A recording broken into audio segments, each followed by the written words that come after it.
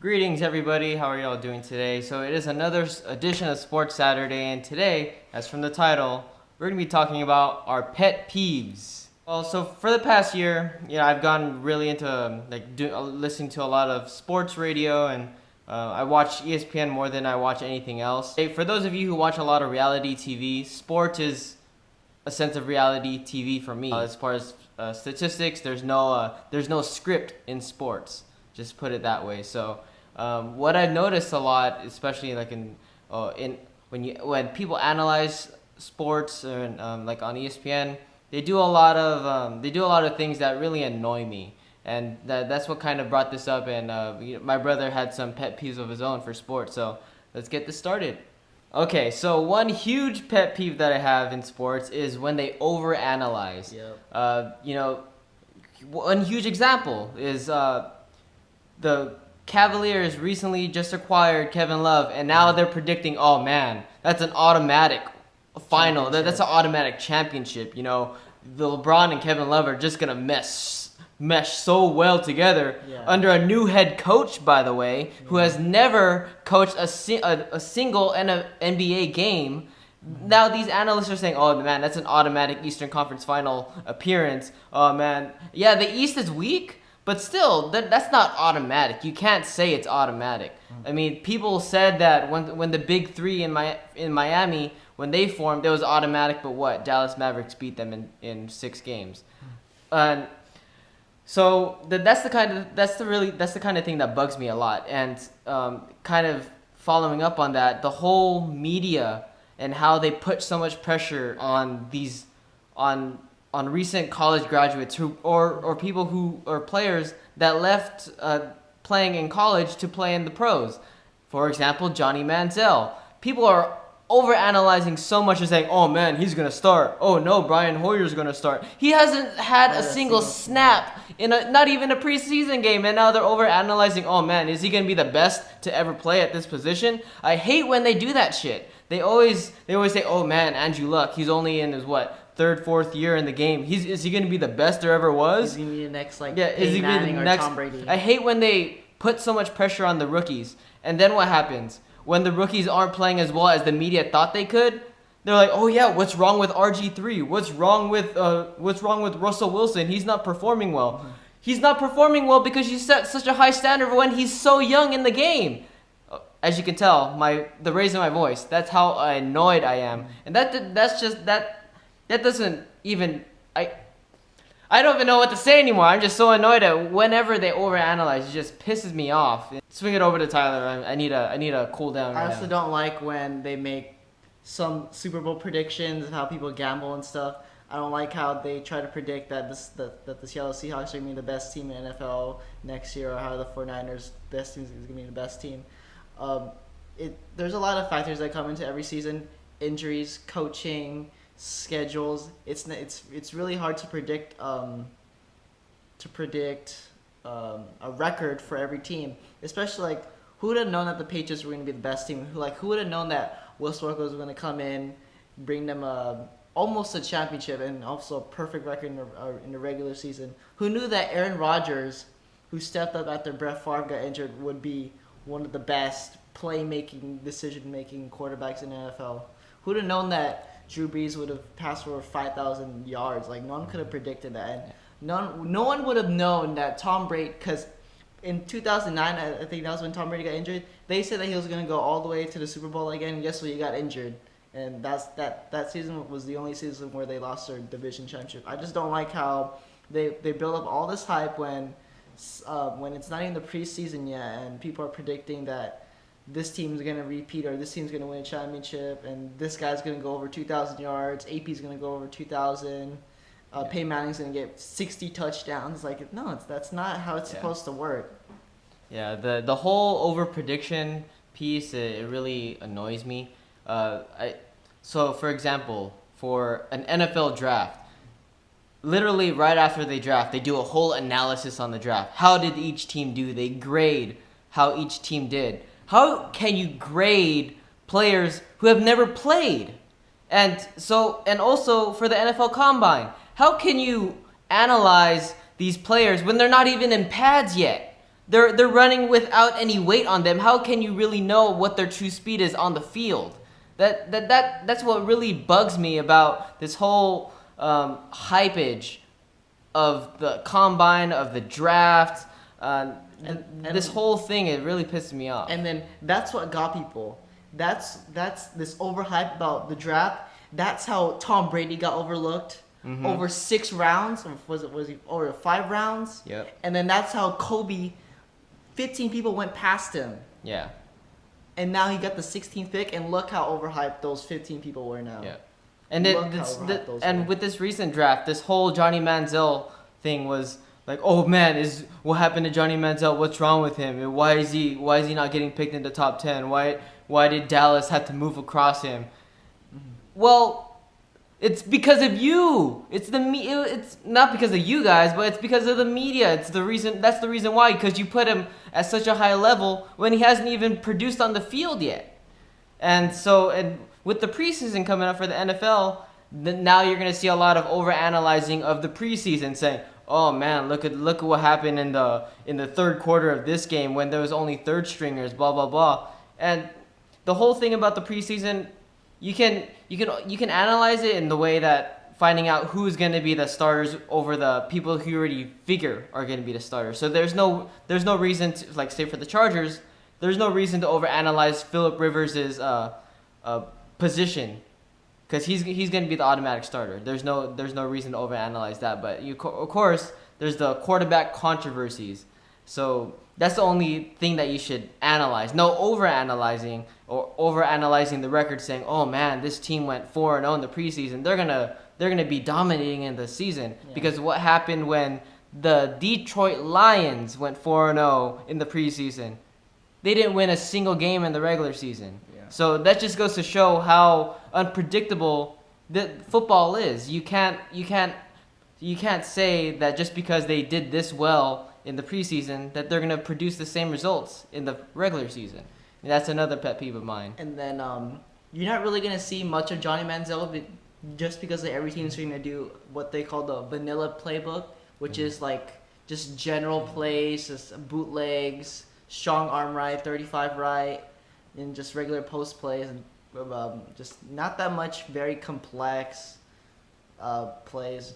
They're just trying to figure out who's gonna cut the team, because they start out the counts with like about 55 players, and they cut it down to it's like 8. It's 80, and they cut down to 52. And they cut it down to 52. So basically that's where the people who are actually trying to fight for the spot actually play. Yeah. So you're not really gonna see much of Johnny Manziel. Probably like 2 quarters, and then he's gonna switch out for Brian Hoyer, and that's probably it. Mm-hmm.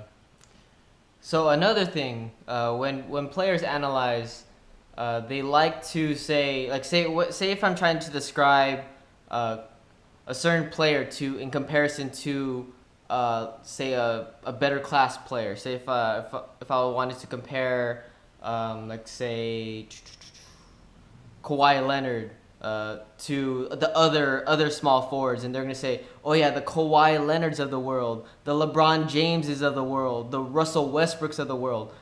There's only one Russell Westbrook in the NBA. There's only one Kawhi Leonard in the NBA. I hate when they say the blah blah blahs of the world. It really pisses me off. Who's going to be the next Kobe Bryant, yeah, the next LeBron James. There's only one of that person, that player. Why are you going to say that there's multiple of them? Yeah, there can be another Russell Westbrook living in, North Dakota or New York somewhere, but there's only one Russell Westbrook in the NBA. No one else is gonna play. Yeah, no one else is gonna like him. They make it seem like there's multiple of that player. Every player has a different style of play, the way that they play the game, and talking about the NBA, or maybe not just the NBA, but in sports, of course. Another pet peeve of mine is whenever these analysts, when they like to describe college athletes that want to play for the pros, they say, yeah, he's young, he's athletic, he's a student of the game. Everyone's young, athletic, and a student of the game, no matter what you do. Like, he's an amazing player. He's Yeah. very smart, high IQ. They always say high IQ. He's a high IQ. He knows how to make great decisions. Like he's very accurate. Yeah. Like we didn't know that he's very accurate. He's a professional player. There's a reason why he's playing in the pros right now. You He's you have to be at a certain level in order to play for the pros. Even the third stringers or the bench warmers who are sitting like Adam Morrison, he was still good enough to play in the pros compared to the ones who are playing in the D League. He's still at least better than the D League players, or else he would be in the D League. So like, don't give me adjectives. Give me stats. Yeah. Give me statistics. that's what I hate. That's what I hate a lot. You know, it really pisses me off when they do that too. Okay, Tyler, next. I also don't like how they make money off of college players.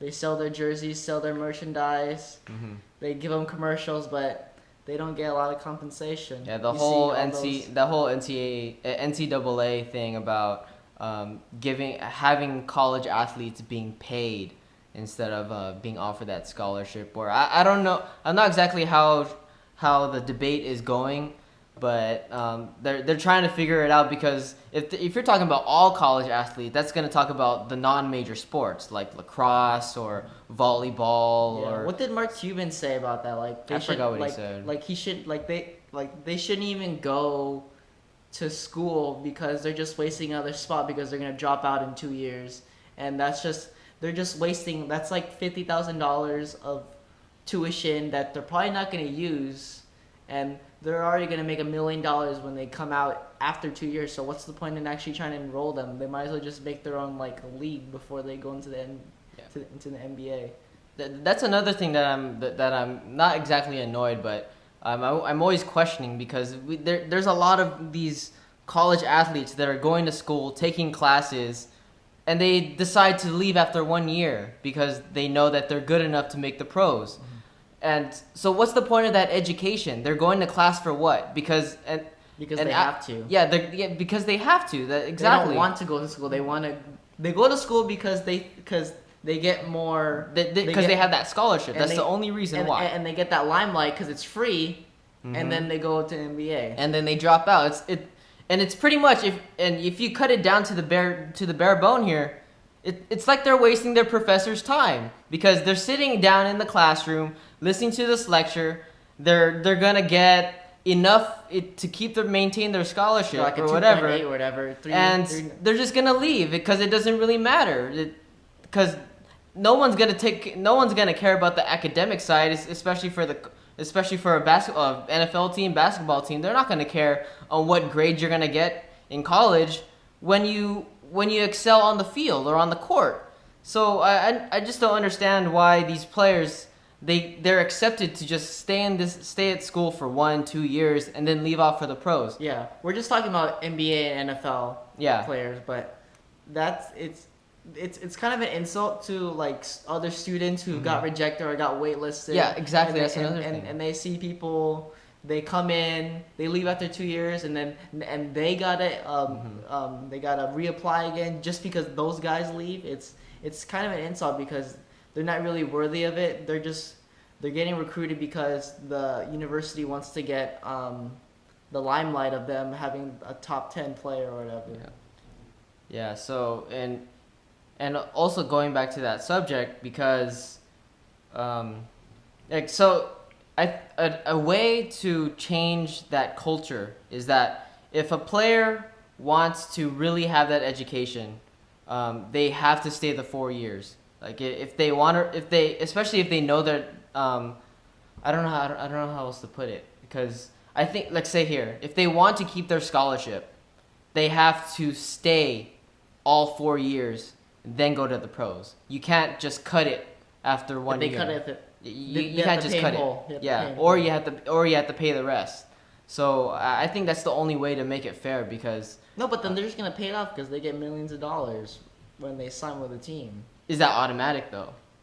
Yeah, that's true. Yeah, because look at what happened to A.J. McCarron. He stayed all 4 years, and then he ended up getting drafted late in the rounds, and now he's being a third or second string. That's the kind of risk that you take, because now that you're gonna be not a starter in the NFL or the NBA, now you're relying on your education. Say if you're not able to make it in the pros, now you'll be some kind of analyst or something, or Yeah, a and see, sports like, writer that- or journalism. That's and like see- I think that's like the main thing is for especially these athletes that don't make it. They just pursue journalism. And see, like, that's the risk, because once you drop out of school and you go to those combines and you realize that, oh, I'm not that good, Yep.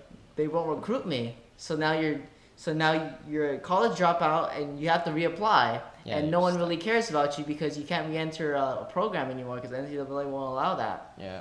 So yeah, which basically sucks. So you have to be really good, or else you're risking it. Because Yeah. that's what happened with Matt Barkley, Darren Thomas. They said, "Oh, I'm a pretty good quarterback. I think I should go to the combine." And guess what? None of them. Oh, Matt Barkley got drafted in the late round, and then Now Darren Thomas didn't yeah. get drafted. He's fighting for a position right now. Yeah. Not even guaranteed. Even So- like LaMichael James, he opted out in his like 4th year, decided to go. He's a for like Heisman candidate, and he went in the 3rd round to the 49ers, which he's not even starting in the 49ers. You're gonna be running against Frank Gore. Yeah. I mean, yeah, there's a whole lot of things that really bother us when it comes to sports, and this is only a piece of it. So we wanted to share with you our thoughts, and I am pretty sure you share at least some of our pet peeves. So leave a comment in the section below. What do you have an annoyance with when it comes to sports? What are your biggest pet peeves when it comes to sports? So that'll be it. I hope you enjoyed our rant about our Sports Saturday edition of our pet peeves. So we'll see you all next time. Peace.